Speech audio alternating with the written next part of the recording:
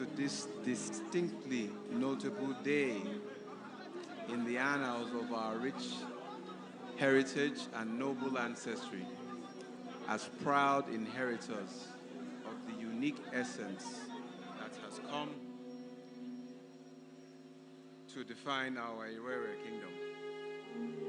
We would like to especially welcome His Excellency President Muhammad Buhari, who is here represented by the Deputy Senate President. We recognize the distinguished presence of the Governor of Kebbi State,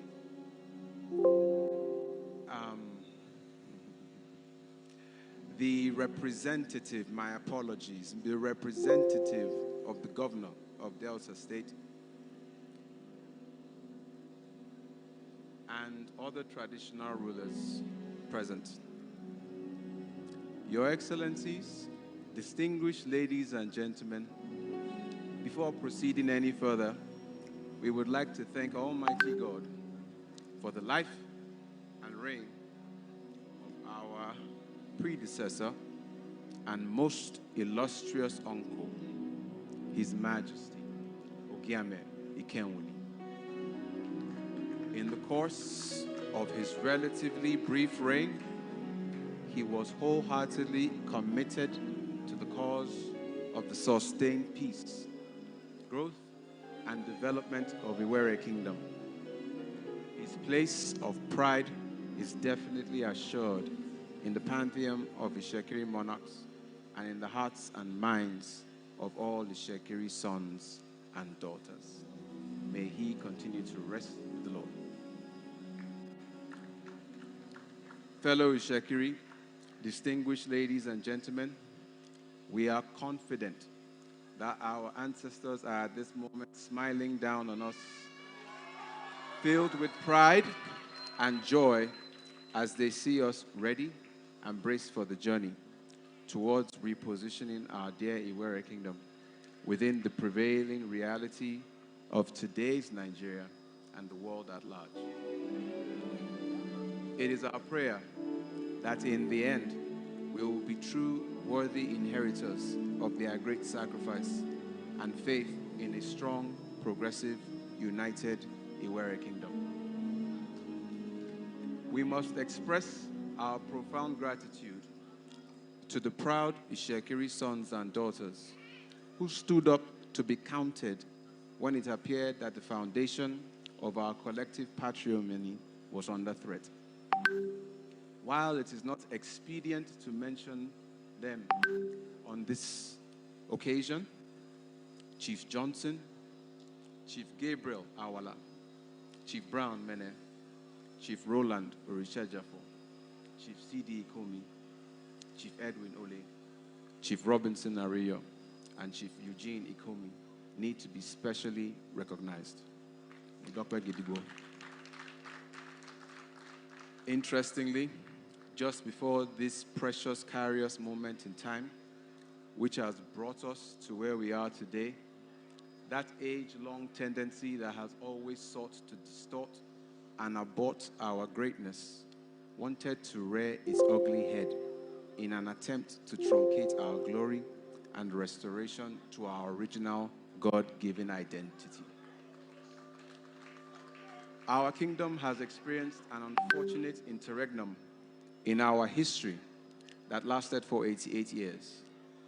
But because the Almighty God had reserved the importance that Ishekiri would be to the formation and the greatness of what would be a successful Nigeria, a force beyond all human reckoning and comprehension did the impossible and brought back this exalted throne, and with it, a king, Olu Ginoa II, to be witness to the beginning of a process of what would be an independent Nigeria.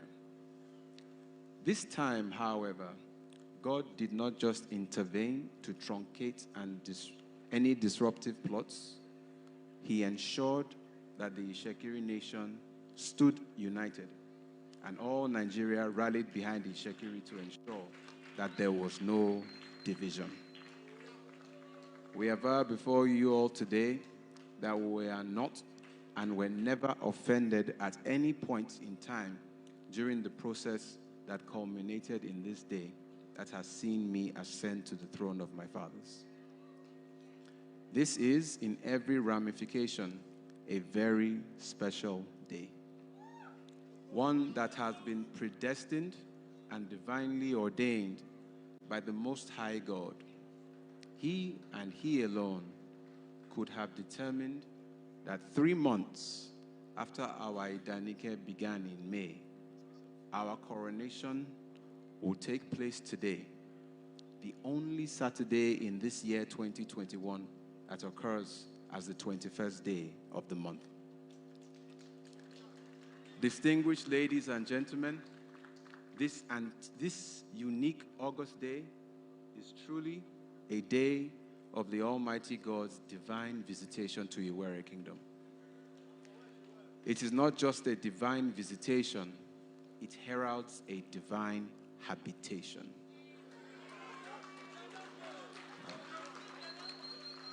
There is no part of this that has been of my own doing. It was and remains God's divine project. And as a result, the mischief that some had intended, God has used it for good.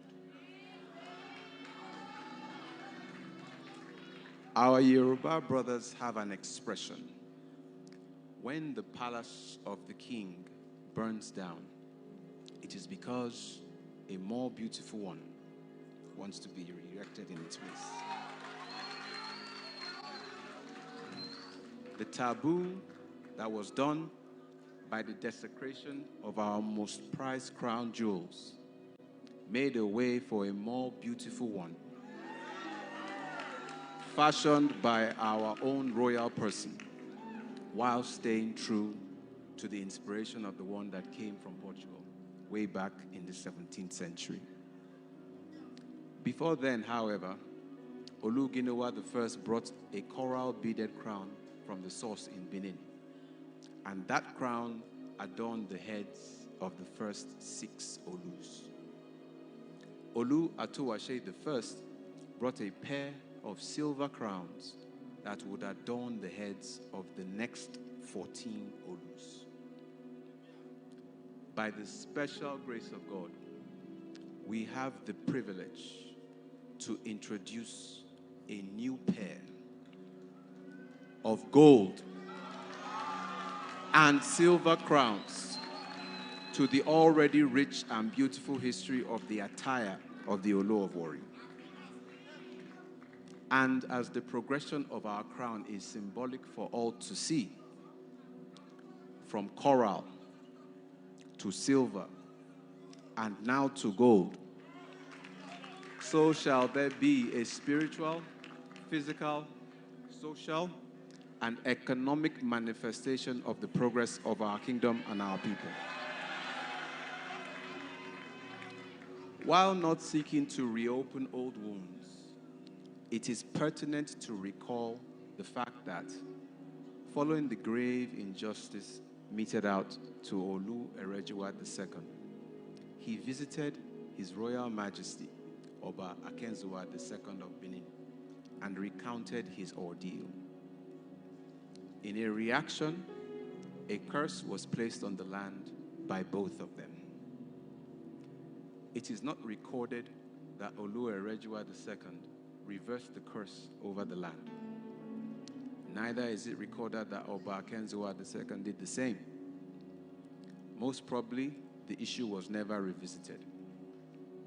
As a firm believer in the intricate interconnectedness between the spiritual and the manifestation in the physical, it is our firm belief that the matter needs to be addressed. Today, in our capacity as Olu, we hereby avow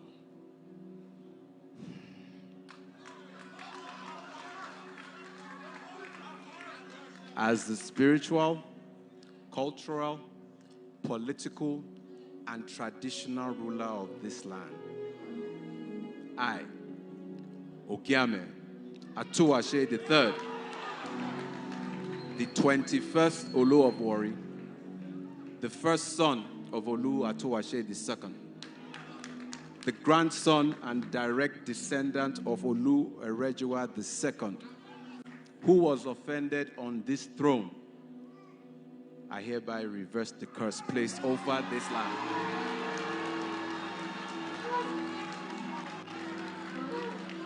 In its place, I release forgiveness and healing to the federal government of Nigeria, whose might was used to propagate that offense. And I decree unprecedented and uncommon peace, prosperity, progress, development upon this land. I bring down the government of heaven onto this land, and I direct it to flow as a force that can neither be sabotaged, slowed, nor stopped. It goes out as a strong ripple effect emanating from this kingdom to the rest of the Niger Delta, to the rest of the Nigerian nation, and even the African continent. Africa has always been shaped as a gun with Nigeria as its trigger. Today, that gun has been fired and full restoration comes out of the barrel. This land begins to yield its riches to us. All that has been hidden hitherto comes to the surface, and the world shall marvel as to how we have defied projected economic trends. And this time around, we shall be the ones to chart the course of our own destiny. And now, as the Shekiri is restored to its original identity as one of blessing, we decree, because Ishekiri is blessed, Nigeria is blessed. Because Ishekiri is blessed, Africa is blessed. And now that the foundation has been addressed, it's time to put out a clarion call. We therefore call upon and welcome back all sons and daughters of Iwere Kingdom that are dispersed in the diaspora, in Nigeria, the rest of Africa, and all over the world.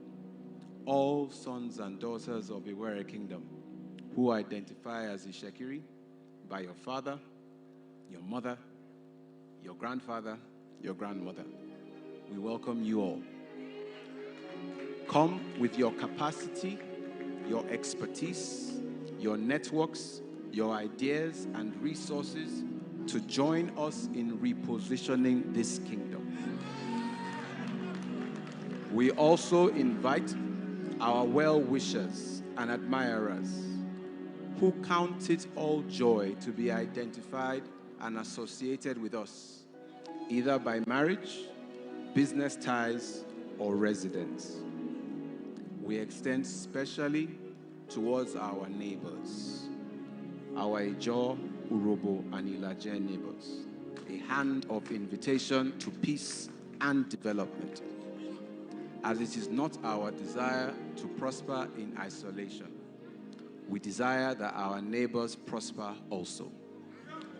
We recognize that the peace and prosperity is a shared one, built on righteousness and justice, which is the motto of this our reign and the foundation upon which God's throne is built. At this point, we make bold to say that our emergence is not simply the filling of a role. We will be redefining the essence of the throne of the Olu of Warri. While we have every intention to lead as led by the Lord himself, we implore all of us to work together and renew our minds and our way of thinking so that nothing, especially internally, hinders us from getting to our desired glorious destination. We should be ready to let go of the old ways that have not encouraged us to advance and not allow sentiments to keep us bound. To launch this new renaissance today, you would have noticed that you would have noticed the crests that have been released. We have taken time, based on the information available, to rebrand our forebears in such a way that they define their own unique identity, reign, and destiny. As a people so proud of their royal heritage, it is our expectation that in these 20 crests, we will be able to further add to the pride and richness of our historical and cultural identity. At this juncture, I want to speak directly to the youths of not just the Warri Kingdom, but the entire Niger Delta. We have heard the narrative several times as to how the Niger Delta is blessed in terms of resources. The truth, however, we must look beyond oil and gas and channel our energy in the right direction towards endeavors that will result in added value across the board. What we have is our culture and our identity, and we must use this as an instrument to influence the mind of our youth for their own development in ways that are completely devoid of partisan politics. We will look to honor our women. We will encourage them, build them up, and support them in realizing their inestimable potentials. And as we do this, we will also see the multiplier effect in the collective development of our people. We will ensure that our women, both old and young, are honored and respected, not only by word, but in actual cultural practice. We will look to actively seek the opinion and counsel of our women and opportunities that avail themselves to the Ishekiri nation will be used to empower our women to enable them to contribute their substance to the growth and development of Ishekiri nation. So I say to our women today, you will no longer be invisible. I want to begin by formally honoring the two most important women in my life today. Interestingly enough, as God has ordained, one is a beautiful young lady of Edo heritage, and the other is a gracious woman of Yoruba heritage. One addresses the past, while the other addresses the present as well as the future. But as we have come to understand, time is a river. Things are intertwined, just like the complicated fabric that is the Ishekiri nation. By the special grace of God, I am the first Olu of Warri in well over 2 centuries, whose mother is alive and well to witness him sit on the throne. In the same time span, even longer, I am the first eldest son of an Olu to ascend the throne. None of these are taken for granted. It is the perfect will and purpose of the Almighty God to make it so. Where we have unofficially addressed the mother of the Olu as Iolu, simply because she happened to be his mother, I hereby officially and formally bestow the honor on my mother. You shall no longer be referred to as Olori Atowashe II, but Iolu Atowashe III. And blessed are you among mothers in the earth. Inevitably, in addressing the present and future, we cannot but consider where we are coming from. Since the arrival of Prince Ginowa from Benin, it is not on record that any Olu has married a Benin woman, nor has any Olu been on record to have been born of a Benin woman. I distinguish between Benin and Edo for obvious reasons. Yet again, I stand before you as the first Olu in 5 centuries to be married to a Benin woman. In many ways, it's as though today this monarchy has come full circle. And on this note, let me share a personal story of my recently departed father-in-law, Captain Idahosa Okumbo. He was witness to a prophetic word, and he himself, unbeknownst to him, played the role of a prophet. Raised by his grandmother in his much younger years, she would say out loud after a long, tedious day, "The suffering is too much. In my next life, I will come back and be inside the palace." On the day we paid the bride price in Benin, my father-in-law said to me as he finally placed his daughter into my hands, "I named her Aiviere Winoya." Roughly translated, you don't abuse precious beads. Ivie belongs to the palace, and I am entrusting her into your palace. The words of his grandmother, and indeed his own words, were inspired and honored by heaven. And today, the full manifestation has come to pass. To my beautiful, loving, and supportive wife, I hereby officially and formally bestow the honor upon you. You shall no longer be referred to as Princess Ivie Emiko, but as Olori Atoashe III. And long may we both reign.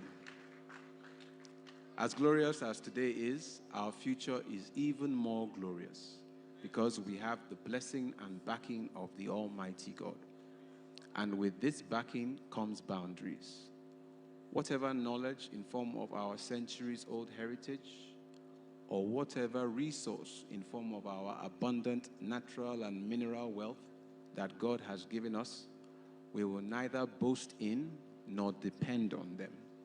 Rather, we will depend on God himself, who has given us these things. And it is in doing what God says to us, how we follow his instructions, that we will move mightily in dominion, power, and authority. And upon this revelation shall the bedrock and cornerstone of our reign. The earth belongs to God. This throne belongs to God. This king belongs to God.